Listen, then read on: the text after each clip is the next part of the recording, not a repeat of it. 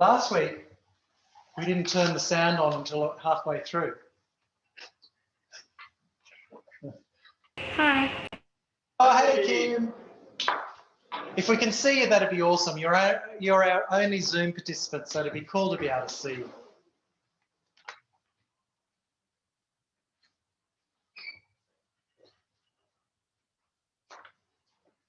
There she is. Hey, Hi. Kim. Thank you. Good to see you. Okay, so I reckon don't include that in there. So. Oh, that's weird, isn't it? Yeah. What? 2 juniors. 3. Well, Just Why depends do on you how think? definitely Yeah. goes. Gazillion Julians. I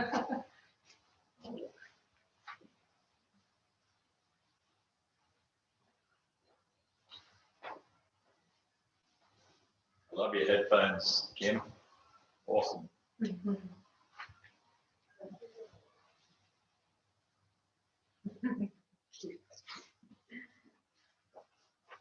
Okay. Hello. Hello. Hey.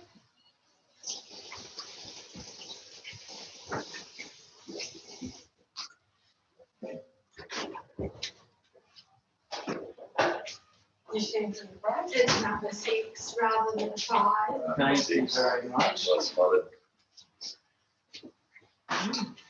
You know that. What was it? Huh? 7? Yeah, we can. 9. 9. That's right, because we said. 55. That's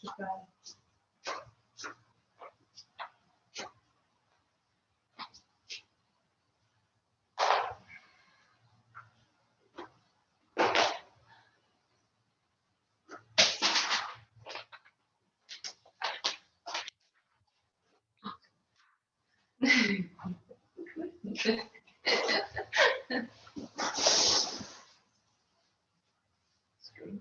How do I get you on that?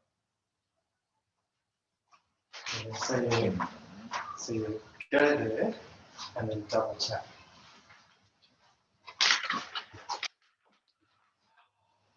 So I'm going to get you to do the recap. So make it easy to do the trimming. Yeah. Okay. Hi, welcome everyone, particularly you, Kim. Hello. Welcome to session 6 of Your Sustainable Home. We're going to be focusing on cleaning, sustainable ways of cleaning, and also looking at water, particularly sort of virtual water in that's embodied inside a lot of the things we're using. You might be surprised at what we see here. We're back in the outdoor classroom, and the site we're at, the Ramsey Sustainability Hub, is on Gadigal and Bitchkor land. So I'd like to pay respects to elders past, present and emerging. And before we kick off, we're going to ask Steve to lead you through a recap of last week. Last week. A recap of last week. So last week we were looking at habitat, weren't we? Yeah. Yes, habitat, biodiversity, and with a bit of a focus on what you could do in the space surrounding where you live. How long do you want to go for, Julian? Just a couple of minutes. Yeah. What is there anything from you guys here that stuck that you remember from last week? Diversity. Diversity. Yeah. Just layers and messiness, like 3 key aspects. Yep. Yeah. So layers, different layers of vegetation. Can you remember what some of the layers are? The ground covers, the shrubs, trees. Yeah, trees. Yeah. Basically, probably throw some grasses in there, maybe. Yeah. Oh, there's another layer as well that might. Creeper. Yes. Yeah, climbers, ground covers, and then you've got under the ground as well, which is an important layer. So what happens under there that's important for habitat and biodiversity? Very Like broad the root question. system, kind of have tiny critters in there. Yeah. Like leaf matters, rocks, Yeah. little branches, bigger branches. Yeah, so we got that layer of stuff on the surface of the soil that just falls down from above normally in a forest. That's great habitat for critters and spiders and lizards and frogs and all sorts of things. And it breaks down, it feeds the soil, and you get all the soil life that you were talking about in the soil that sustains the plants and feeds other critters in the soil. So it's kind of you're building your habitat. Often we think about, well, I think often we think about the plant section of habitat and creating biodiversity, but it's really complex and there's much to do with your soil and under the ground and all the different materials that are on the ground, as well as the layers of plants that create that real kind of diverse habitat and space. I think without that complexity, maybe you might not get big birds and things coming to live as much as you would if you really made it. So I think that's Right. Keep going for a second more. Keep going for a second more. Let's start the screen share. Oh, what's a key thing that you can do in your garden to really ramp up its habitat value and the number of critters that will come and live in your garden? Provide some water. Logs, the rocks. Yeah, both of those things. But you'll find if you put some water, a pond, even a bird bath, just some sort of water, the number of animals that will come will be hugely different. If you can put a pond in. And water is one of the things of today, isn't it? It is. So we're going to start with water. Yeah, I'm going to sit down. Yeah. So we're going to start with water, and then move into cleaning afterwards. And so that's not. We're on screen share, so. Oh, but it should be able to see. No, it's fine if it's on screen share, but I'll still be visible somewhere. There you are. Okay, cool. Thanks. Then put it back on the screen share. So water. I mean, like we obviously use water to do most of our cleaning, and I imagine this might be familiar to a lot of you. This idea of how much water is actually available. So, there's a lot of water on the planet. We're a watery planet, and 97% of the Earth's water is in the ocean. But only 3% of the Earth's water is fresh water, which is the water that's useful for us. But of that 3%, 77% of that 3% is frozen. So it's in terms of our usage and what's important to us, it's locked away. And 22% is in groundwater. And I know in various countries, including the US, they make a lot of use of groundwater. And then, there's just 1% that's lakes, rivers, and streams. So if you don't mind forwarding, Steve, another way of looking at this, just the right arrow on the keyboard. Yep, cool. Is if we had a water tank, which was all the water on the earth, quite a store. 3% of that is fresh water. That'd be equivalent of like a measuring jug. And of the liquid fresh water, so that's sort of available, that's only 0.5%. And of the available fresh water for us, to use, it's 0.0025% of all the available water on the planet. It's the equivalent of 1 drop compared to an aquarium. So it's just to say that water is precious. There's plenty of it on the planet, but the stuff that's useful and life-giving for us directly, it's the equivalent of 1 drop in 1 aquarium. Was that new for most of you?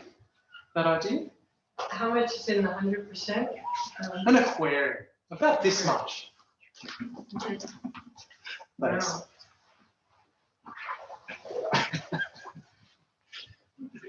Yeah. Cool.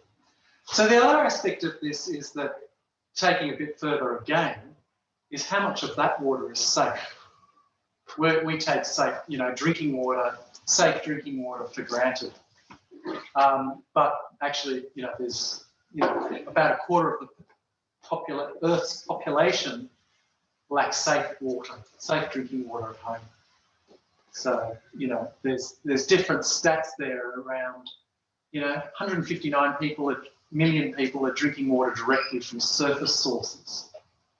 You know, I've had to do that when camping, but you know, generally we've got excellent supplies of fresh water. But a quarter of the Earth's population do not. So it makes this water even more precious. Okay, if we can go, next one on, Steve, thanks.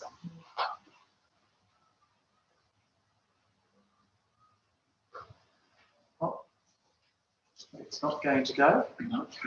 Okay, what if you go left arrow all the way? Keep going, keep going, keep going, keep going. Is there any more?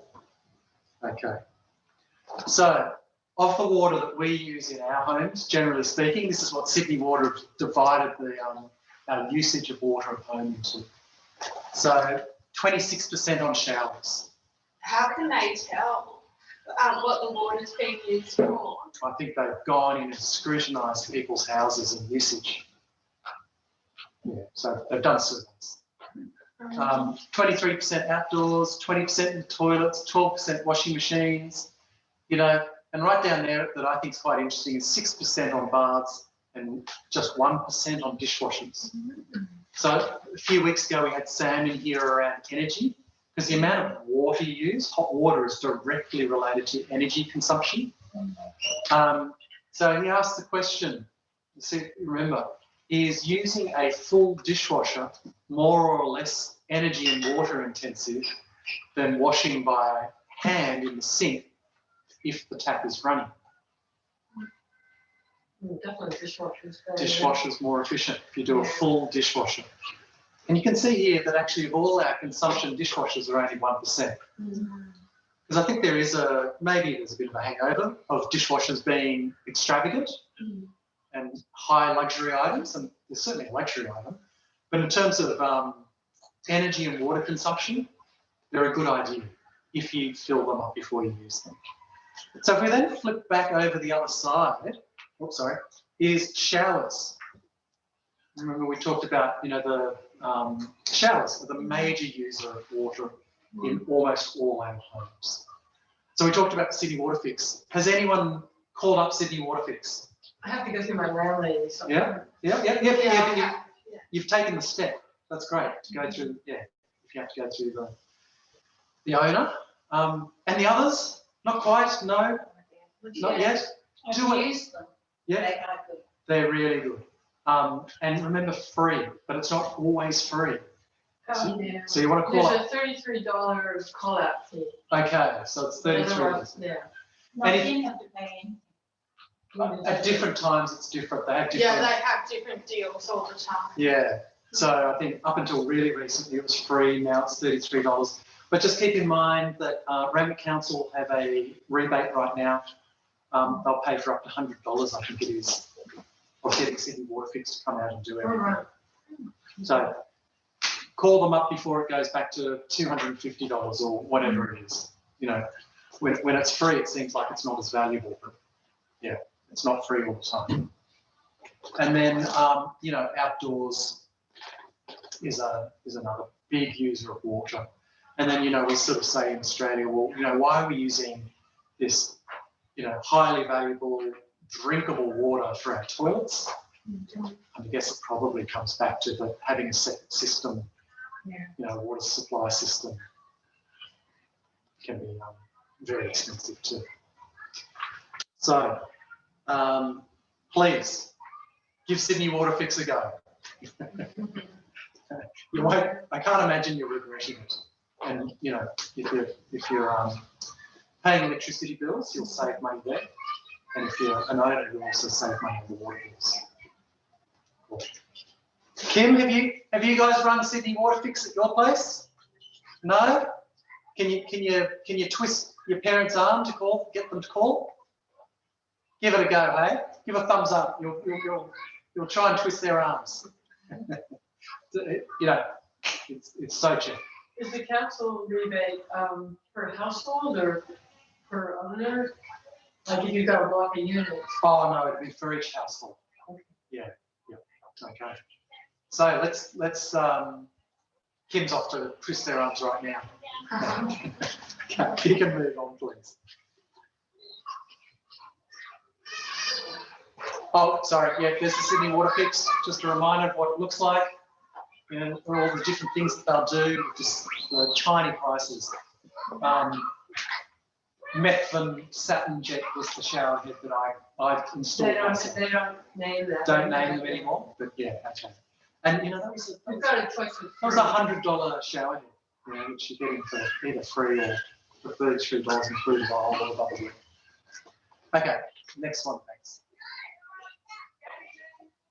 And they'll fix leaky taps, you know. easy Toilets, fixes. yeah. All right. So this is a graph here showing the difference between domestic use of water, industrial use of water, and agricultural use of water. And you can see there that there's a difference between the income levels of the country. But if we just for the moment, for the sake of argument, look at the left-hand side one, the world one, and you can see that domestic use. So we're talking about domestic, and I guess it's always about prioritisation. Where should we focus our efforts? In the home, the shower is a key one. Get a water-saving shower head in now, and bargain, you know, fantastic deal with Sydney Water. But thinking about all the different sectors, actually industry uses way more than we do at home, and then agriculture uses way more again. Not necessarily in high-income countries, but it's still 3 times as much as we use. And if you think back to the session that we had on consumer power, you might think, oh, well, that's farmers and we can't do much about that. Well, again, we do. We have that buying power. So as consumers and as domestic residents, we can influence what happens in the agricultural and industrial sectors by what we buy. And it makes a big difference. It makes a bigger difference than what we do at home. But we have direct control over what we can do at home. So that's why that's worth doing. And then thinking back to 2 weeks ago, Steve, was it? I think, you know, when we were really focusing on regenerative agriculture. So great. Here's a way of influencing the water consumption by the food that we buy.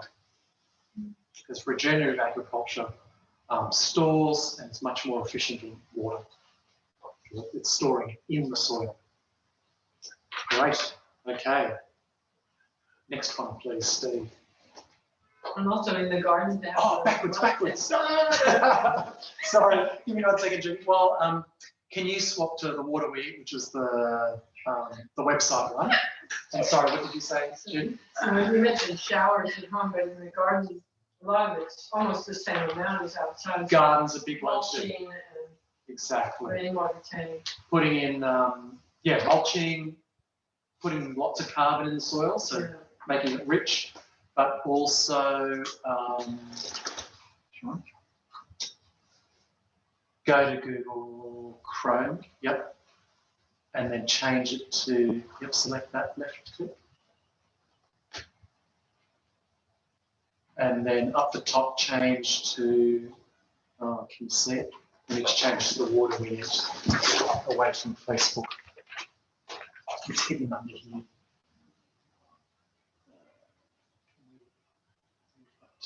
Down the bottom. There we go. Water We.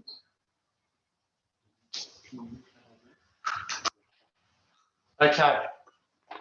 So, focusing on the food, the agriculture, the interconnection between all these things.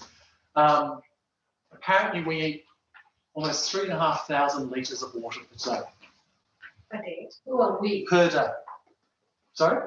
Who are we? We, you and I, each of us. So we're not drinking 3,500 litres of water, we're eating 3,500 litres of water. Well, that's how much has gone into the production. That's right. So they're playing with it here. But it's saying that there's the amount of water that you might pour on the plant to grow it, but there's water used everywhere through the whole cycle. And then if you don't mind scrolling down, they're sort of visualising it here. This is how many litres of water. You could probably just use the down arrow. Click on the page and then use the down arrow. It's hard to get help. Well, so many things going on.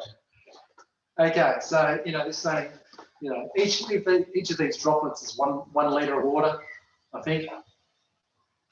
They're trying to show you that 3,500 litres of water goes into the food that we're eating every single day. And that's just food, it's not anything else. I think that's just food. So this is a nice website. It's called The Water Wheel. So if you want to sort of communicate this to other people as well. The Water Wheel. And Kim, you know, you'll be able to get this anytime you like just by going to the website, thewaterweed.com. Okay, keep going. This goes down for ages. We got more. This is a great website, I think. Okay, so, you know, it sounds strange, but you're saying you're addicted to it. I wouldn't say that. You kind of require it. So this is about the virtual water or embodied water. And if we keep going down, keeping in mind that the water's precious, there's actually not that much safe drinking water available. So most of the water is obvious. We wash our hands with it. If you can just keep going down, Steve. Drinking, cooking, washing, you know, we can see that water. It comes out of the taps. And then if we keep going down. But that water that we can see, they're saying is 137 litres only out of that 3,500. And this is their split up. So when we saw Sydney Water's split up, this is their split up. But again, you can see that bathing and showering is massive. I suspect that in Australia, our flushing toilet percentage is much lower than a global one that they've done here because we have super water efficient toilets. You know, 3 litres per flush and 6 litres per full flush. And the half flush seems to do fine for a lot of flushes. Okay, keep scrolling down, please. Okay, so that's, yep, keep going. So the 137 that we can see is a tiny amount. There's another, probably double that, in the products that we buy. Yeah, thanks. I got in this cardboard one. Okay, so, you know, the products we use. The paper, the appliances, there's water that's used in that. Okay, let's keep going. But the vast majority of water that's hidden is in the food we eat. So this is why I think Steve and I, you know, like we're, you know, regenerative agriculture. It's just like food accounts for such a big deal. Both energy, water, soil, you know, like it's a big deal everywhere. Okay, so let's keep going. So it's hidden there. That's okay. So, yeah, they're going to show you how it's invisible, how it's hidden. So let's have a look. Beef. And remember, this is non-regenerative beef.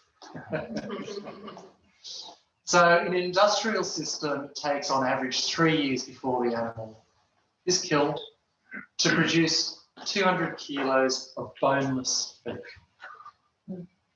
But to produce those 200 kilos, 1.3 tons of grain, if it's not just eating grass. Okay. And 7.2 tons of pasture. And think of, especially the grains require, often will require irrigating. Okay. So that's 3 million litres of water. Oh, wow. I don't know, how many litres of water is there in a pool? Kim, you've got a computer in front of you. If you're able to, can you Google for us how many litres of water in a swimming pool? And yell it out, because we won't see it on the chat. Maybe an Olympic size. Olympic-sized swimming pool, because we've all got those in our backyard. Okay, 3 million litres of water. Okay, if you don't want to keep going, Steve. You have to come off mute. That's for 1 pound. What's the drink? We couldn't hear your answer, Kim, because you're on mute.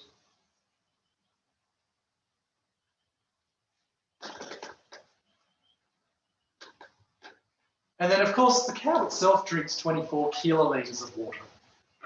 But, you know, it's actually all that grain production, roughage and everything. That's the 3. Okay, keep going. And then there's the process of turning a living cow into something that we eat. Not so bad.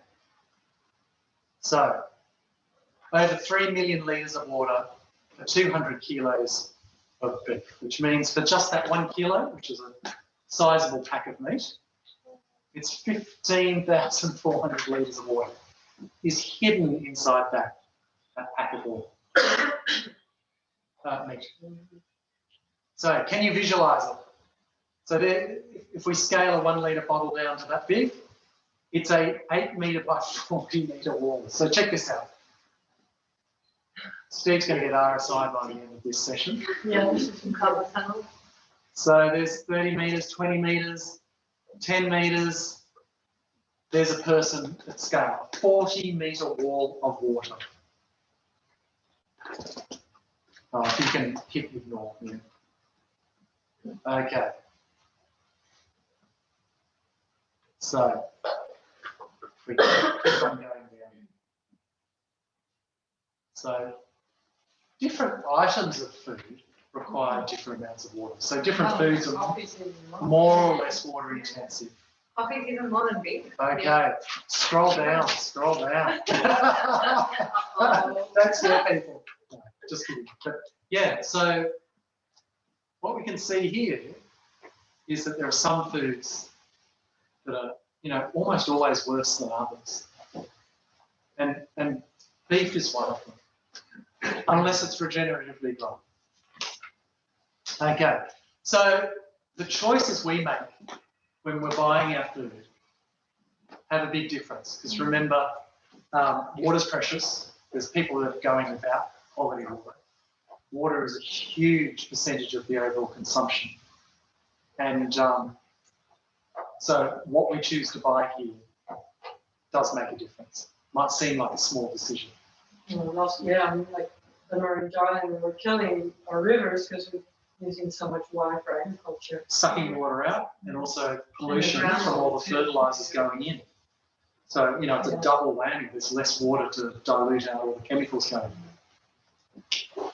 Yeah, okay, yeah, let's see what happens next. Yep, keep going. The answer is in our shopping baskets. So this site is definitely saying, that a vegetarian diet uses half the amount of water. And they're just saying, look, not everyone's ready to go vegetarian. Maybe not everyone even thinks it's a good idea. But there is one thing that, I think it's a pretty straightforward thing, which is, there's another way. One meat-free day a week, or they're also saying something like meat-free Monday as a way of remembering it. Eating less meat does make a difference.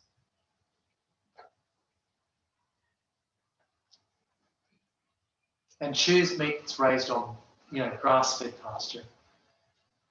Cows weren't made to, they haven't been evolved to eat grain. So it actually changes the types of fat in the meat as well. So, and it uses less water for them to just eat grass as opposed to grains. Okay. Yep. So if you want to read the detail, absolutely go to the water we eat. The water what? The water we eat. We eat. We eat. Yeah, because we only think of water as drinking it, so that's their way of trying to be catchy. Yeah, so they're suggesting 1 meat-free day a week. Choose meat raised on grass, and don't waste food. That's actually the single easiest thing you can do. Don't waste any food. So, if you don't mind going back to the screen, the other screen. Yeah, it's the images. Yep, that one. And then move on.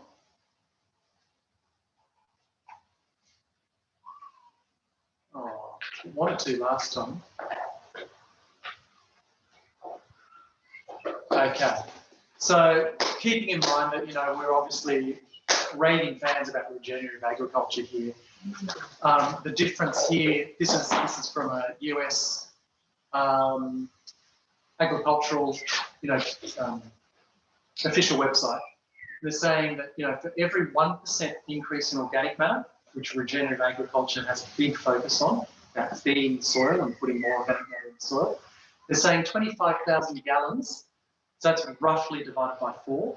So that's about 6,000 litres of water more can be stored in the soil per acre by putting organic matter. Not only that, feeds the soil life, which leads to healthier plants, which leads to less fertilisers, chemicals, insecticides, herbicides being applied. So many, many advantages.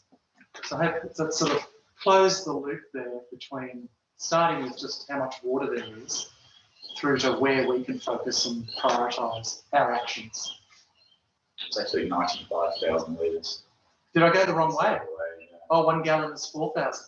It's 4 litres, about. Oh, other way. Yeah, because I was thinking, I remember Charlie Massey talking about it being 144,000 litres, but I couldn't remember if that's acres or hectares. Would you say 91,000? 95,000 litres per acre. Yeah.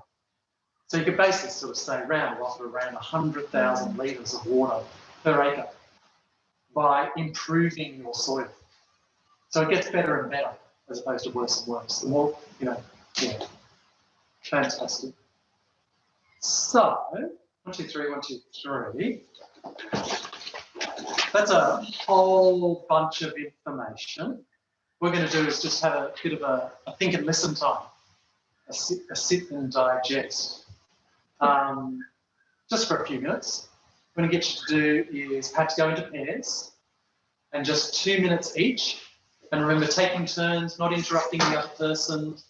And when it's your turn to talk, you just, whatever ideas have come up or resistance you might have or actions you might want to take.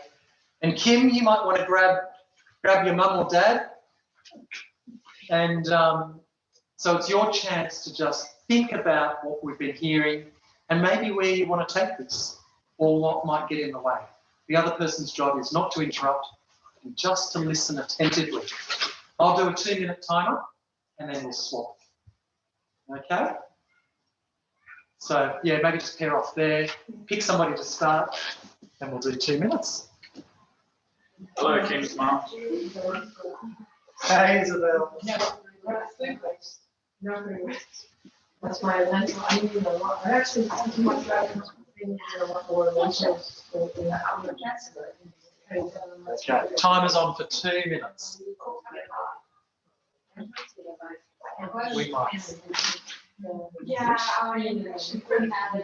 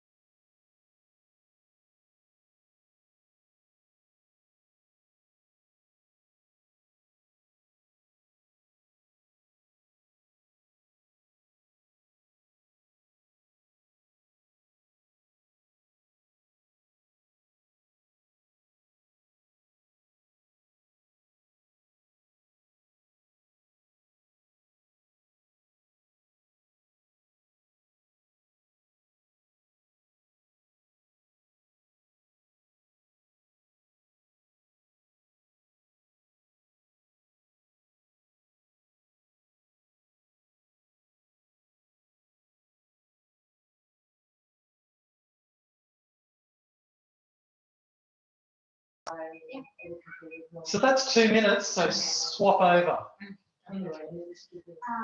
Yeah, history, building and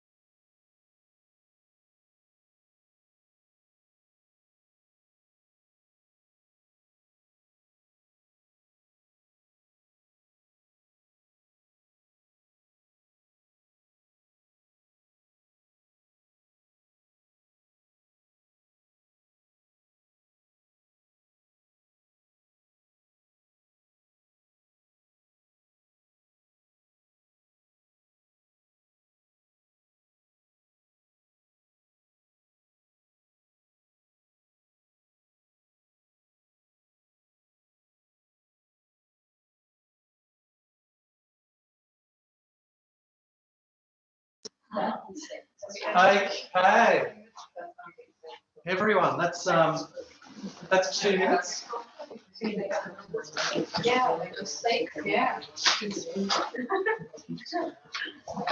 So we might just do a quick report back from everyone, like just either something you thought, something that was interesting, or something you might do. Do you mind if we just start here and go around? And so Kim, you'll be involved too. Susan, what are your thoughts? Well, I was just reading to Judy how Sydney Water was really good. They came out, I called them very and gave the options of the shower heads, which were fun, and fix all the leaks, all free of charge. Yeah, great. Go ahead and use them. Good to know. Thanks. Judy? And I'm gonna go talk to my landlady about, I'm gonna talk to everybody in the building and see if somebody can come out and make us all at once and then talk to the landlady, get her okay. But Yeah. I think she has to call you. So Oh, she's I'm not sure. the landlady for the whole block, is she? Yeah, on the website it said you have to be the owner. So. Yeah. Okay. Yeah, great. Otherwise, yeah, I have been shifting my diet a bit and eating more lentils more frequently and doing a little less chicken. I get organic chicken. But I have to do chicken. Yeah. Cool. Good to you. I guess one of the things I think it's very helpful to visualize how big the problem is because we knew the problem was there. And it's just fun when you count every single liter and see the impact that one steak might have on the environment. So that's eyes opening. It was very good. I'm just thinking how would be a better way to spread the word, the word to the community and how to inform people if you can then get some star rating on the package. That might stop the consumers actually buying the beef, right? And we've sort of focused on beef, but it's Or not coffee. it's not the Other traditionally. it's in there with everything else, and it's being more aware. But yeah, there's so many things like sugar and fat and water, including water in there. Yeah, but it would be good to know, wouldn't it? Yeah, that's true. Another thing is, I think what we can do at home to change the way we eat, or we buy, and we cook as well. So reducing the amount of red meat, that's the beginning. That was the beginning for me, years back. But now even the amount of chicken, organic chicken that I buy, I try to go half, and then I put in the bolognese, I don't know, lentils, and then actually, yeah, it makes a big difference in a weekly diet for a family, and then you count the years, and that's something that we can do all together. Yeah. Or if you want a steak, then you go for the organic one, or the one that you know that comes from the farm that's treating the environment differently. Yeah. And I found that, because it's often a little bit different if you've got kids, especially young ones, because they only it can be a bit annoying to feed. But yeah, I found that, if I've got, the tray of meat, but then I put the beans in, and then I put the cabbage in, and suddenly it's like triple the volume, so it goes 3 times as far. Yes, but they'll still eat it because it's super tasty. So it's, achieving all of those things that we want to go. Great. I think my action point is just to learn more about like different products, whether it's wheat is one, and then maybe coffee, how much water is in it, that is being used to manufacture it. Interesting to know. And sugar as well. Cool. That's fun. And you've been buying from Ramacle, or both of you have been buying from Ramacle Brand Fires Group? Yeah.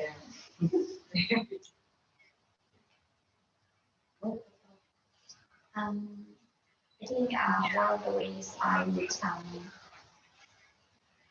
contribute to reducing food waste is shopping more. I think she also just said that shopping more often than like getting together and reducing the waste in that way.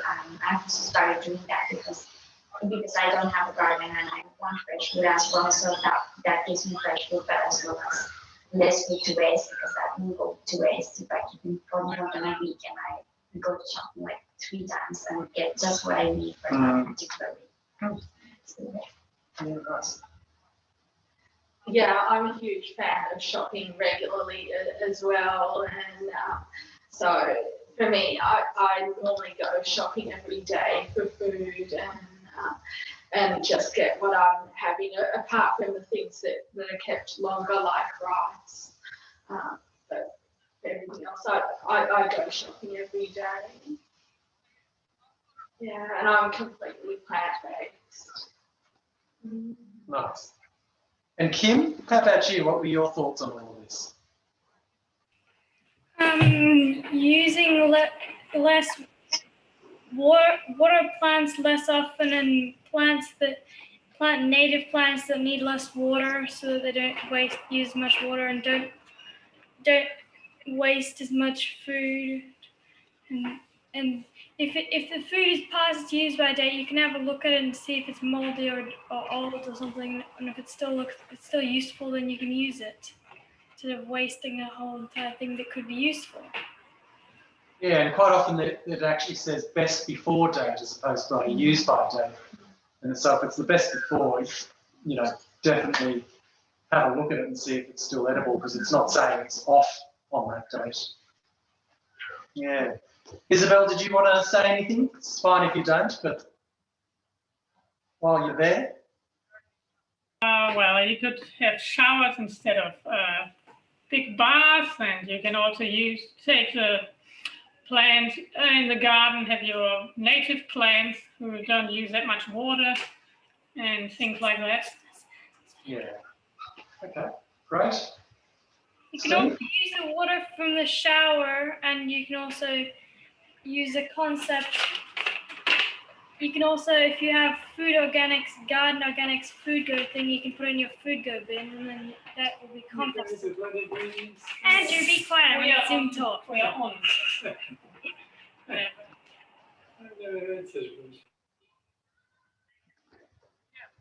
Thank you. Steve, did you have something you one for me was The pie charts there, how much water is used in industry, and maybe just not buying stuff is a good solution. Yeah, for me, I was thinking, I've made a decision. I think it was a few weeks ago. I can't remember who it was that mentioned, help me out. Op shops, thanks, yeah. And, op shops, that intersection between, you have to grow the fibre and then it's industry. So it's sort of in all those areas. So if I'm sort of making a bit of a decision to only buy clothes via op shops if I can. And I probably don't need to buy anything for quite some time. So, yeah, so it's good. Cool, thank you. So, cleaning products. Oh. Who buys green cleaning products anyway? Yeah? A little bit? So there's all sorts of, this is the bit where maybe sort of people have some weeks, so there's sort of two ends of it. You can just buy environmentally friendly products. Now this is just a box, right? But there might be a better one right now. But so there's all sorts of brands. It's pretty common these days to be able to find all the commercial ones. Even Ajax is making a baking soda one.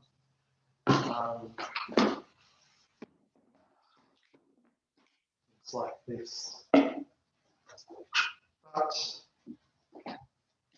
kind of what I want to go back to here, before I do,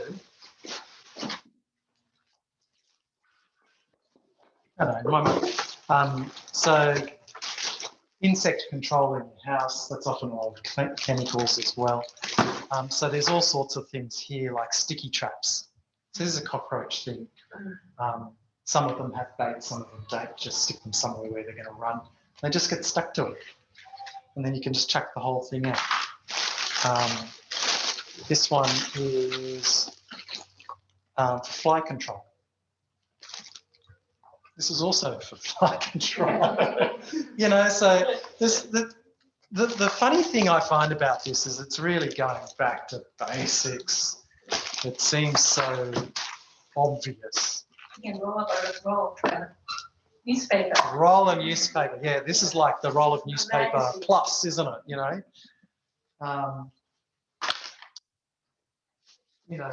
Soap powder. So people might think, oh, well, haven't got the time.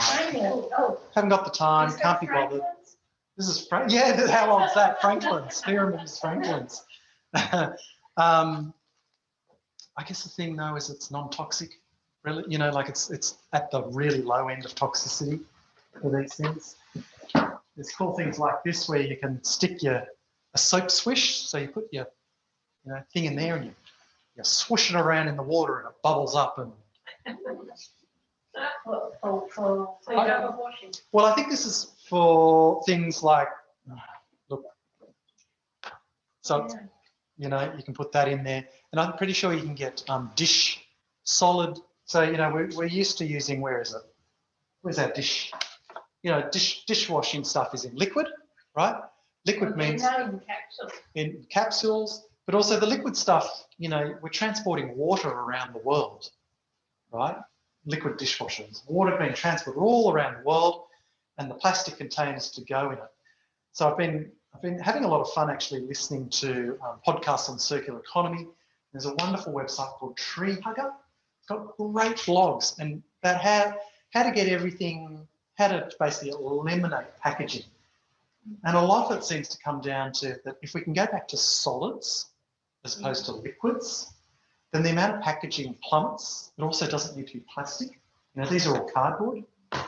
So I did, when I researched a little bit about dishwashing, so clothes washing stuff, and the powders have a lot of salt in them. So the liquid's actually better for the From a salt point of view. I think some of them, but the weight is obviously, but Yeah, I don't know if the weight's that different. You know, Well, given the concentration and stuff, so I didn't investigate Yeah, that much. I think you can think you recycle can get it. low salt solids. Can you? I think so. Yeah. Low salt, are you? It's just a lot of filler in the soap Yeah. powder. There's a lot of filler and it's just salt. Yeah. Right. So- Okay. Because I looked up the dishwashing tablets and powder, and I looked it up on the Choice magazine that does review, and it turned out that it was actually the Aldi tablets that were the most effective. For the dishwasher. For dishwashing, you know, so I think it looks like for each different item, you sort of almost got to do your own research for that thing. But look, there's all of this. But what we're going to do is go back to super simple. Metho is awesome for windows and cleaning. Vinegar or something. Yeah. But, Yeah, people talk about combination of these things. you know, like, I think this is $1.20. What was that? Yeah, that was $1.20. Yeah. So, you know, the interesting thing that I think about is that with a lot of these, not only are they super cheap, but you can eat them, right? So there's sort of a bit of a test. Would you be willing to put it on your skin or put it inside your body? And if you can do that, and you would be willing, in small quantities, then it's obviously going to be far less toxic. I found, you know, the stovetop, and you get that brown stuff just stuck slightly under the ring. I don't know, you might all have induction cooktops. It's the brown grease, and it won't come off. You can use all the fancy stuff, and it will not come off. You put a tiny bit of this, and poof, disappears in a flash. You whip that, don't you whip it in some? Yeah, I just get a sponge, wet it. I just do that, sprinkle it on, do that, and that. Because that is concentrated. Well, when you use it like that. it just works so well. Well, it's granulated. It's too, so granulated. Yeah, it's a bit of physical. But, you know, I wonder, you know, if you used a bit of this gumption, you know, would it come up? You know, like there's many more chemicals in this. Like you wouldn't cook with this, whereas you actually do cook with bicarb. And you can make what is it, damper? Something. You can make some sort of bread. Yeah. Some sort of bread with this. But then they talk about it's good to use soap powder that's phosphate free. Phosphate free, yeah. So that's why you need to do this. You know, this area is so massive, and each line has its own thing. So I'm absolutely not going to pretend that I'm the expert here. But I guess the principles. What's the principle? What is non-toxic? Might you be willing to put on your skin or in your body? If it's one of those and it does the job, then it's probably the thing to go for, right? So simple, these things. And there's lots of complexity over here, in which case you've got to start researching. So I guess, you know, I'm definitely not the expert here, but just as a principle, what can we go that goes right back to basics? That can, you know, this is just vinegar. This is called cleaning vinegar. I don't know why it's called cleaning vinegar. What's the difference between cleaning vinegar? It's more okay, so it's more concentrated. Yeah. Great, so it does the job better. I use cooking vinegar too. It doesn't. Yeah. It's So great on windows. Great on Windows, so that's better than So you using can fossil fuel. eat Yeah. cleaning vinegar. The other thing I use Metho for is if you got permanent ink marker on something, you know, by mistake, instead of the whiteboard one, it cleans it off. Okay. Well, it's not telling. This cleaning vinegar isn't telling you what. Does it tell you you can't ingest it? No. Probably says don't. You know, because vinegar's pretty. Well, don't drink the cleaning vinegar. Jenny's got some. No, they act like the cleaning vinegar. They wrote that use gloves and like try to not get it on your hands. But I was like, so all the other chemicals, they never write that in that, like use gloves when touching all those chemicals. But it's just the concentrated vinegar. I'd rather get this on there. Yeah, than yeah, this that's my one. Yeah, point. I'm pretty sure. Yeah, that's strange, isn't it? So For those of you in person, we all get we get a goodie bag today to get to take this home each. Yeah, you run out. Okay. Yes, it is a show. This is also, you know, on the back, it's got a million uses for bicarb. So who uses bicarb anyway? I you all do. Well, there's a freebie. Hey? You're baking at home. We're all baking, yep. I've been cleaning with the heat. Who uses vinegar at home for cleaning? Oh, well. If you want to, one of the things we were going to make was like a vinegar. We're going to wander out into the garden to put like lavender or rosemary or something. So if you'd like to do that, you can still do that. You can use my cleaning vinegar, super strength vinegar. If you're not using that.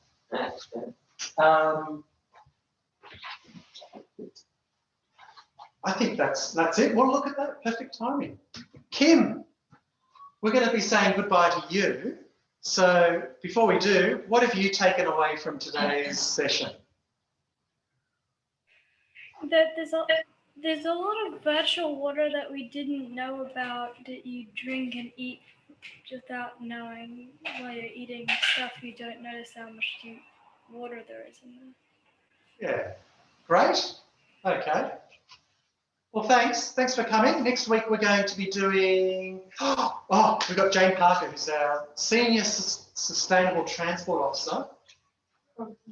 So e-bikes, what's the difference between an internal combustion engine hybrid car and an electric vehicle?